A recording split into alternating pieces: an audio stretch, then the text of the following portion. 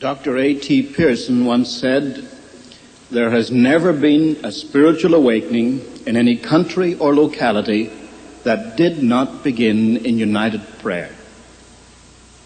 I'd like to talk to you today about what God has done through concerted, united, sustained prayer. Not many people realize that in the wake of the American Revolution, there was a moral slump. Drunkenness was epidemic. Out of a population of 5 million, 300,000 were confirmed drunkards. They were burying 15,000 of them each year. Profanity was of the most shocking kind. For the first time in the history of the American settlement, women were afraid to go out at night for fear of assault. Bank robberies were a daily occurrence. What about the churches? The largest denomination at that time was the Methodist, and they were losing more members than they were gaining. The second largest was the Baptist. They said they had their most wintry season. The Presbyterians met in General Assembly to deplore the ungodliness of the country.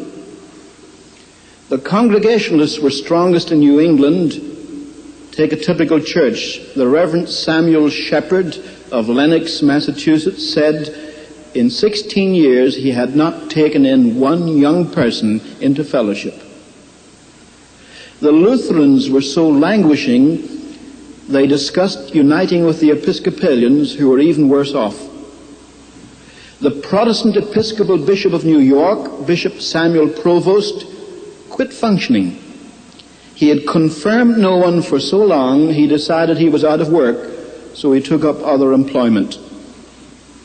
The Chief Justice of the United States, John Marshall, wrote to the Bishop of Virginia, Bishop Madison, and he said, "The church is too far gone ever to be redeemed." Voltaire said, "Christianity will be forgotten in 30 years' time," and Tom Paine preached this cheerfully all over America.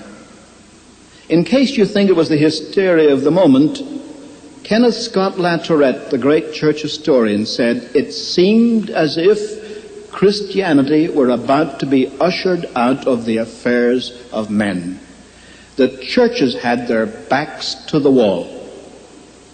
It seemed as if they were about to be wiped out." How did God change that situation? It came through the concert of prayer.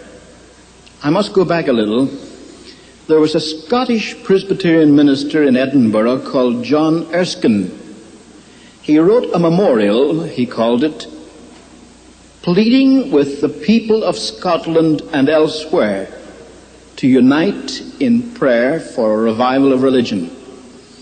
He sent a copy of his little book to Jonathan Edwards in New England.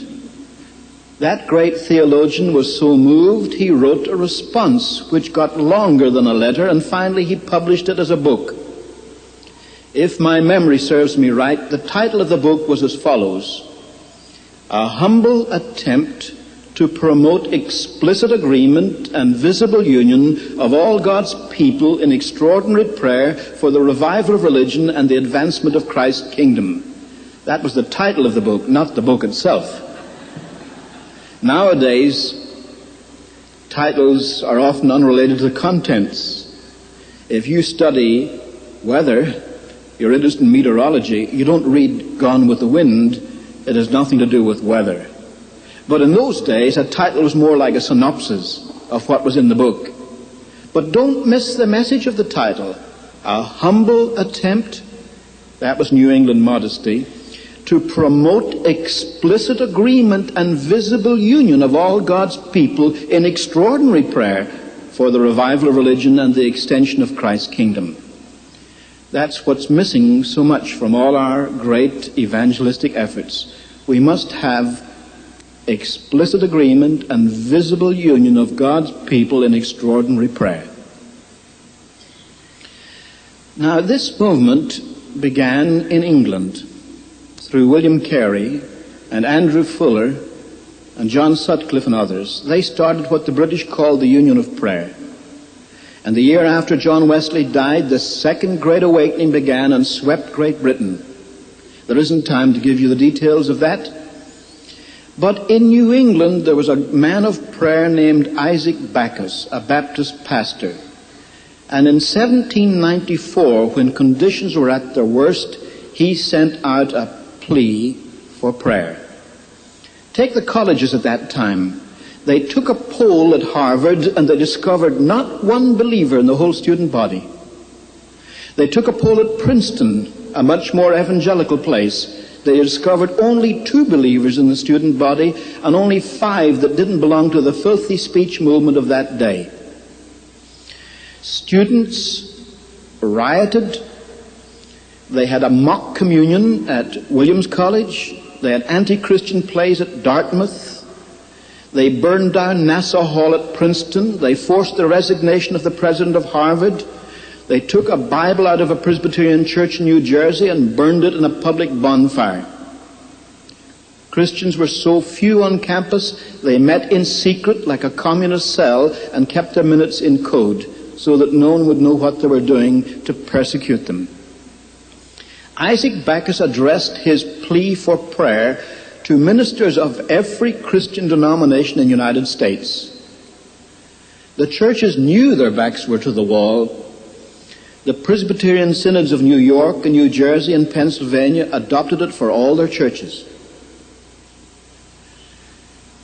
Bishop Francis Asbury adopted it for all the Methodists. The Baptist associations and the Congregational, the Reformed and the Moravians all adopted it until America, like Britain, was interlaced with a network of prayer meetings. They set aside the first Monday of each month to pray. It wasn't long before the revival came.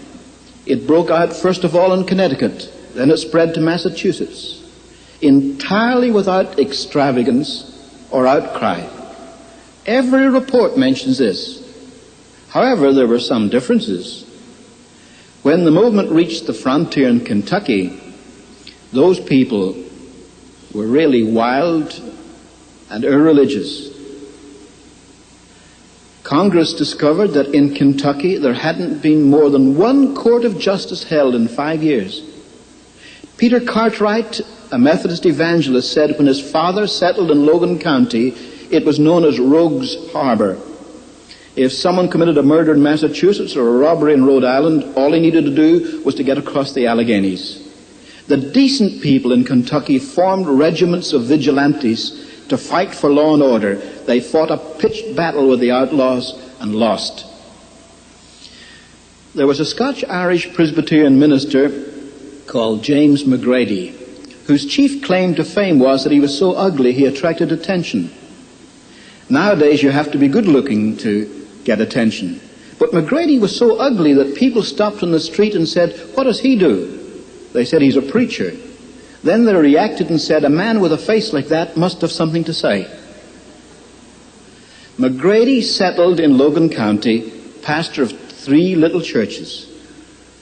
He said in his diary that the winter of 1799, for the most part, was weeping and mourning with the people of God. It was like Sodom and Gomorrah. But McGrady was such a man of prayer. Not only did he have the concert of prayer every Monday, first Monday of the month, but he got his people to pray for him at sunset on Saturday evening and sunrise on Sunday morning. In the summer of 1800 came the Great Kentucky Revival. 11,000 people came to a communion service.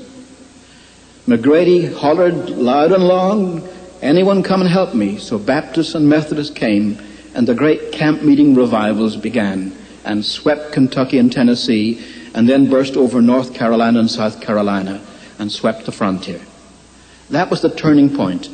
Out of that Second Great Awakening, after the death of Wesley, came the whole missionary movement, all the missionary societies. Out of it came the abolition of slavery. Out of it came popular education. I could mention so many social benefits as well as evangelistic drive. More than 600 colleges in the Middle West were founded by revivalists. Now, conditions deteriorated in the middle of the 19th century. Why? Sounds familiar. The country is seriously divided over the issue of slavery, just like the Vietnam War. Second, people were making money hand over fist. And when they do, they turn their backs upon God. But a man of prayer, Jeremiah Lanphier, started a prayer meeting in the upper room of the consistory building of the North Dutch Reformed Church in Manhattan. He advertised a prayer meeting. Only 6 people out of a population of 1 million showed up. But the following week there were 14 and then 23. Then they decided to meet every day for prayer. Then they filled the Dutch Reformed Church, then the Methodist Church on John Street, then Trinity Episcopal Church at the corner of Wall Street and Broadway. By February of 1858, every church and every public building in downtown New York was filled. Horace Greeley, the famous editor, sent a reporter with horse and buggy racing around the prayer meetings to see how many men were praying. In 1 hour, he could only get to 12 meetings, but he counted 6,100 men, and then the landslide of prayer began. People began to be converted, 10,000 a week in New York City. The movement spread throughout New England. Church bells would bring people to prayer at 8 in the morning, 12 noon, 6 in the evening. The revival went up the Hudson, down the Mohawk. For example, the Baptists had so many people to baptize, they couldn't get them into their churches. They went down to the river, cut a big square hole in the ice, baptized them in the cold water. And when Baptists do that, they really are on fire. When the revival reached Chicago, a young shoe salesman went to the superintendent of the Plymouth Congregational Church and asked if he might teach Sunday school.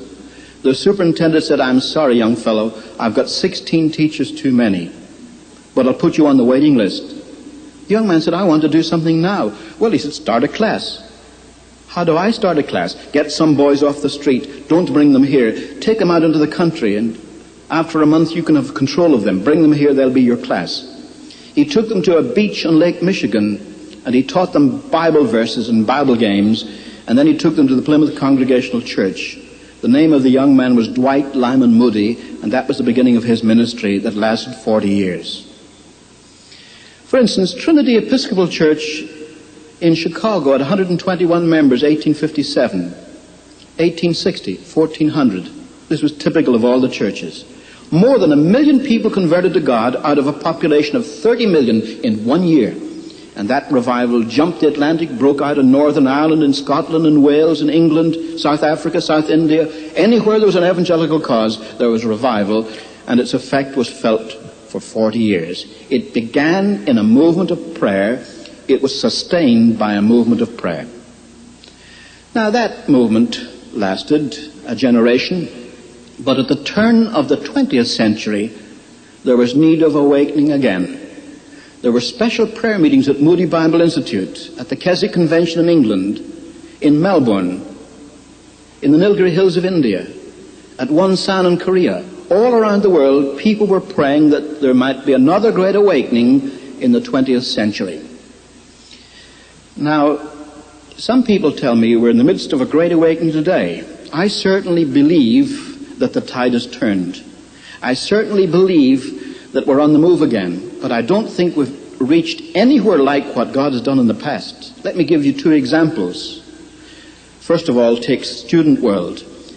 One of the leaders of the revival of 1905 was a young man called K.S. Latourette, who became the famous Professor Kenneth Scott Latourette. He said when he was at Yale in 1905, out of the student body, 25% were enrolled in prayer meetings and Bible studies. Now, I live next door to UCLA. There's a population there of 36,000. I don't believe there are 9,000 enrolled in Campus Crusade, InterVarsity, Power and Light Company, and the other evangelical groups. Or in all the church groups put together. We haven't reached that yet. As far as the churches are concerned, the ministers of Atlantic City reported of a population Of 50,000 in Atlantic City, there were only 50 adults left unconverted. Take Portland, Oregon. 240 department stores closed from 11 to 2 each day for prayer. Signed an agreement among themselves so that no one would cheat and stay open. Take First Baptist Church, Paducah, Kentucky. The pastor was an old man, Dr. J.J. Cheek, and he said, as he was committed to the revival, he was going to win souls to Christ. He took in 1,000 new members in 2 months and died of overwork. And the Southern Baptists said, a glorious ending to a devoted ministry. That's what was happening in the United States in 1905. But how did it begin? Well, most people have heard of the Welsh Revival, which began in 1904. It began as a movement of prayer. I knew Evan Roberts personally. Of course, I met him 30 years later. But he was devoted to God and was a man of prayer, praying for revival in Wales. Seth Joshua, a Presbyterian evangelist, came to the Newcastle Emlyn College where Evan Roberts was studying for the ministry. Evan Roberts was 26. He had been a coal miner. The students were so moved that they asked if they could go to his next campaign, so they cancelled classes and went to Blaenanurch. And it was there that Seth Joshua prayed, "O God, bend us."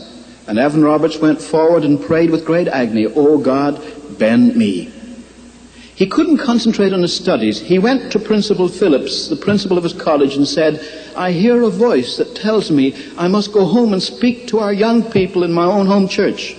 "Mr. Phillips," he said, "is that the voice of the devil or the voice of the Spirit?"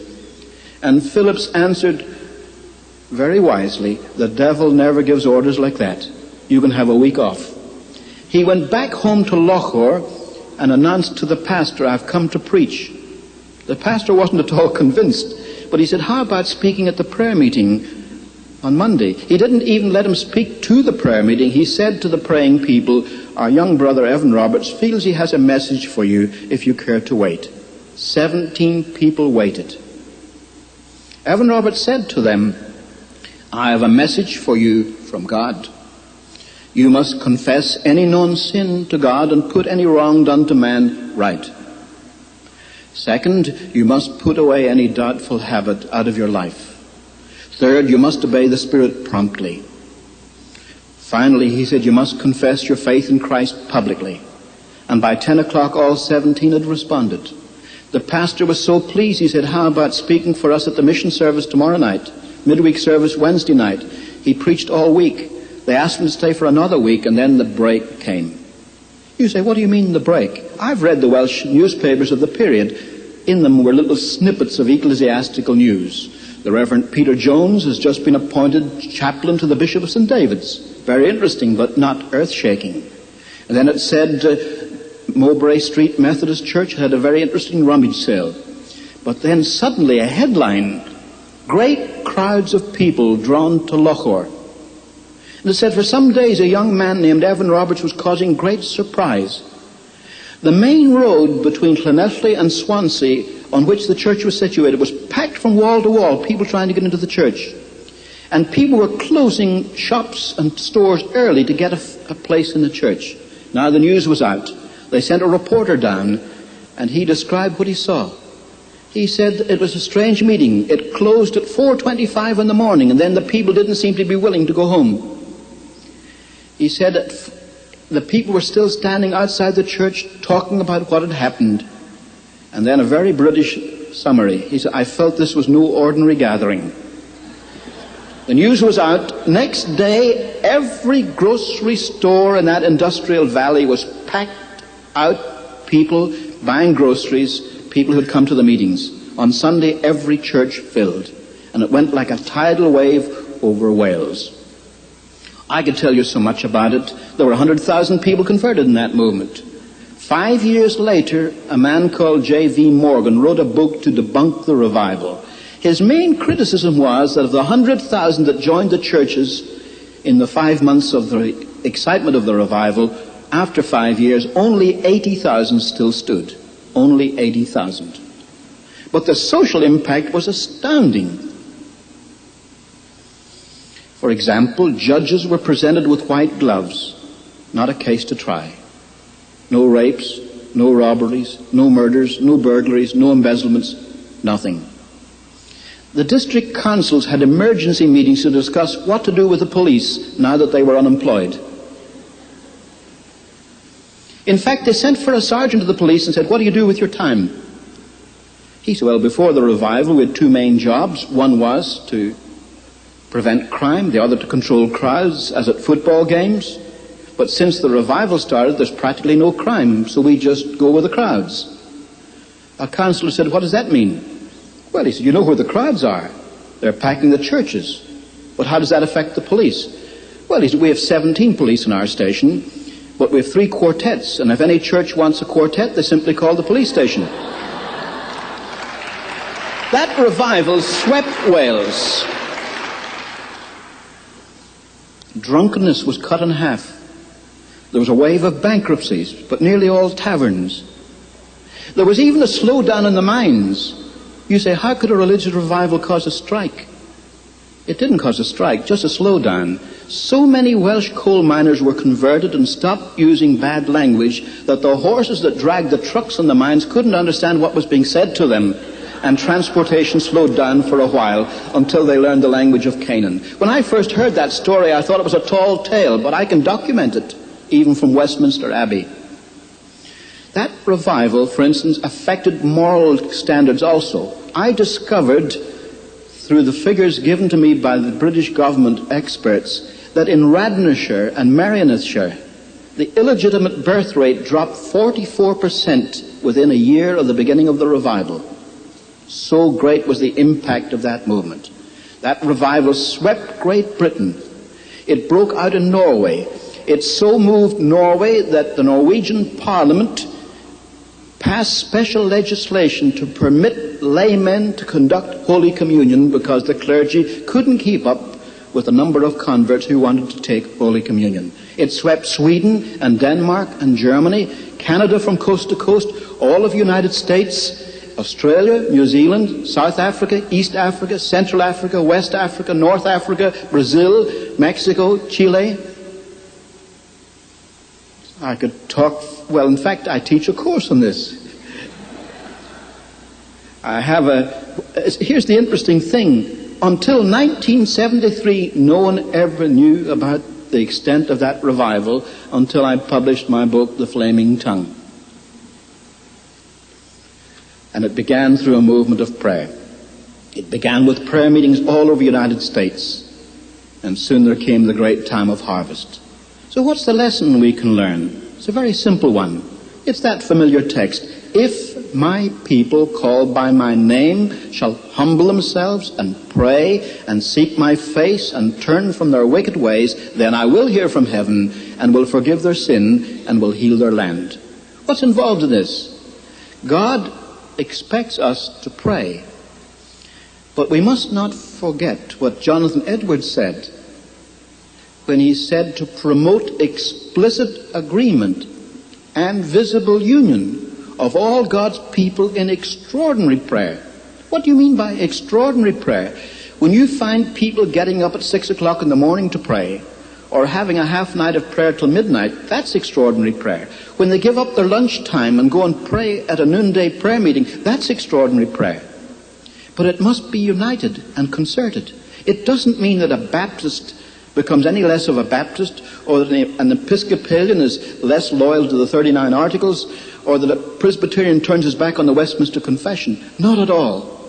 But they recognize each other as brothers and sisters in Christ, and they're prepared to pray together in concerted prayer that God may hear and answer. We haven't reached that stage yet. This National Conference on Prayer is unprecedented in some ways. It's a sign of the direction in which we're moving.